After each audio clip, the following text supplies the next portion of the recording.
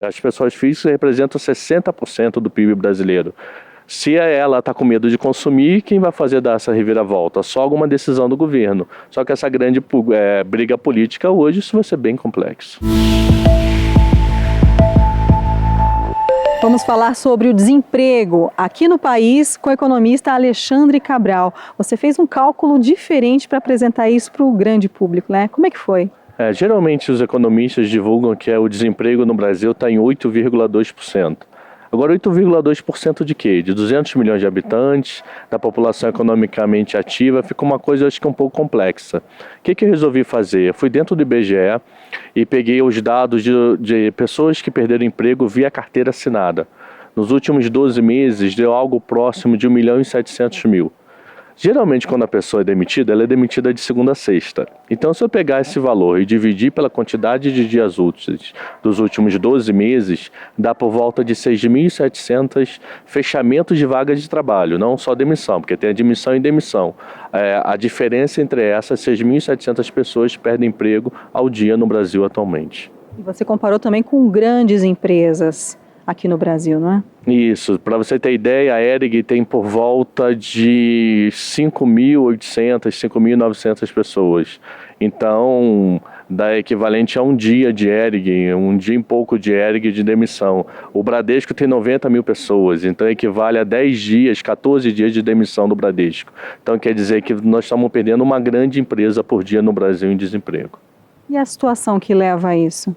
É todo um passado, né? Um erro de economia que está acontecendo há mais de 3 anos, onde nós temos um aumento da inflação muito acima do esperado, devido a um passado nós temos tido controle de preço administrado, que foi obrigado a liberar recentemente.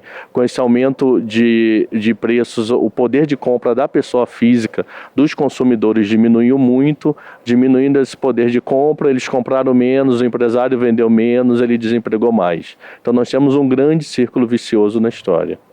E as consequências disso na vida, no consumo das famílias? Cada vez está se consumindo menos. Você pode ver, grandes e grandes empresas estão fechando. Então, o grande poupador, a grande pessoa física, ele está fazendo poupança. Então ele está fazendo poupança num pouco que sobra ainda no mês, porque ele está com medo de perder emprego nos próximos dias. Então, com isso, a possibilidade de crescimento econômico esse ano é praticamente nenhuma, porque as pessoas físicas representam 60% do PIB brasileiro. Se ela está com medo de consumir, quem vai fazer dar essa reviravolta? Só alguma decisão do governo. Só que essa grande briga política hoje, isso vai ser bem complexo. E o desemprego atinge principalmente que camada da população? Nos últimos 12 meses atingiu todo mundo. De dezembro de 2014 para cá, mais ou menos todos perderam o emprego na mesma proporção. Tipo, o IBGE divide em 3 fases, deixa eu até me explicar isso melhor. Pessoas que estudaram até 8 anos, quem estudou entre 8 e 10 anos e quem estudou acima de 11. Ok? Se você pegar os últimos 12 meses, todos perderam iguais, tá? Não teve ninguém que se destacasse muito. Só que se você pegar desde o começo do governo Dilma, as pessoas que estudaram até 8 anos, em média, a massa de desempregados aumentou por volta de 20%. Já quem estudou acima de 11 anos, essa massa aumentou em 70%. Então a classe média que mais está sentindo o governo Dilma esse grande problema econômico. E por que isso? Porque eles ganham mais. Então, na hora da empresa, no primeiro momento, ele corta a parte mais embaixo, a parte que ganha o menor salário, que é mais simples, só que o lucro começa a desaparecer. Então, ele tem que começar a dispensar pessoas que têm maior grau de escolaridade, porque provavelmente têm maior salário. Então, ele não consegue segurar essa pessoa cara dentro da empresa. Então, eles acabam sendo demitidos.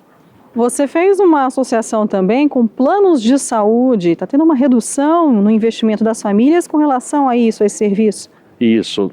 O plano de saúde eu tive que voltar um pouquinho no tempo. O último dado do ANS, que é responsável, o órgão do governo responsável por essa estatística, é de dezembro de 2015. Então, se você pegar o ano de 2015, 1.500 pessoas perderam emprego via carteira assinada e por volta de 800 mil perderam o plano de saúde. Ou deixaram de pagar, ou saiu da empresa e não tem mais direito. Então isso está demonstrando o quê? Que a pessoa está perdendo o emprego e a grande massa salarial não está conseguindo cuidar de si mesmo. E qual é o problema que nós vamos ter? População doente produz menos. Então, ou ele vai parar no SUS ou vai pegar algum plano de saúde muito barato, mas não vai ser uma solução perfeita. O SUS não comporta tanta gente assim, né? Não comporta. Já temos problema de fila e chegando mais, vamos dizer que dos 800 mil chegue 400. Chegar a mais 450 mil é muita gente. Isso pode atingir outros setores também, que as pessoas costumam pagar, mas vão depender mais do Estado, educação, segurança. Isso, e como o governo hoje o governo cortou 2 ou 3 bilhões do setor de educação. Então ainda cortando a educação, vai acabar cortando todos os demais, segurança, fiéis, tudo. E o pessoal ainda chegando para consumir governo, o caos vai se instalar cada vez mais. E qual seria a alternativa, fora toda essa crise política?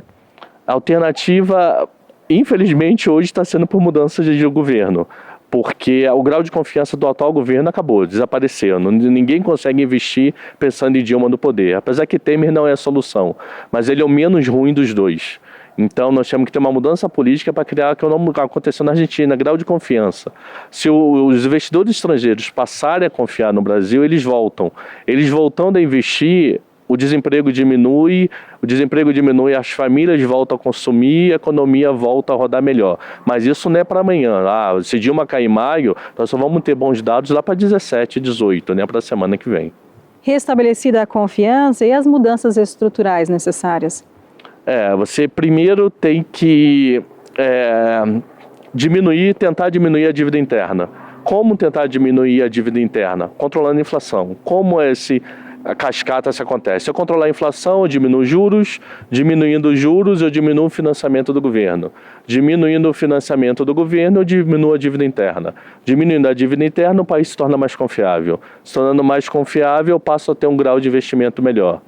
Tendo esse grau de investimento melhor, o investidor estrangeiro volta a aplicar e próprios investidores nacionais ganham mais confiança. Essa recuperação, você acredita que vai ocorrer a partir de quando? Depende, como é que vai ser a queda da Dilma? Vai ser uma queda fácil ou vai ser uma queda difícil? Ela vai peitar via Supremo ou não vai? Eu acho que o processo em si de impeachment não acaba antes de setembro, outubro. Ela pode cair agora em maio, junho, via Câmara e Senado, mas ela ainda vai para o Supremo. Então a economia só deve voltar a respirar para final do ano, considerando a queda dela. E para poder ela continuar melhorando, isso vai demorar 2, 3 anos. Fora o seguinte, saíram dados essa semana da economia americana que o PIB deles estabilizou por volta de 1,5%, quer dizer, não está subindo muito, nem caindo muito. Essa estabilização é boa porque eles não estão caindo, mas ao mesmo tempo não vai ajudar a nos impulsionar, porque esse crescimento tinha que estar um pouco maior. Alexandre, muito obrigada por mais essa participação tão especial aqui na Ducascope TV. Eu que agradeço. Luciene Miranda para a Ducascope TV.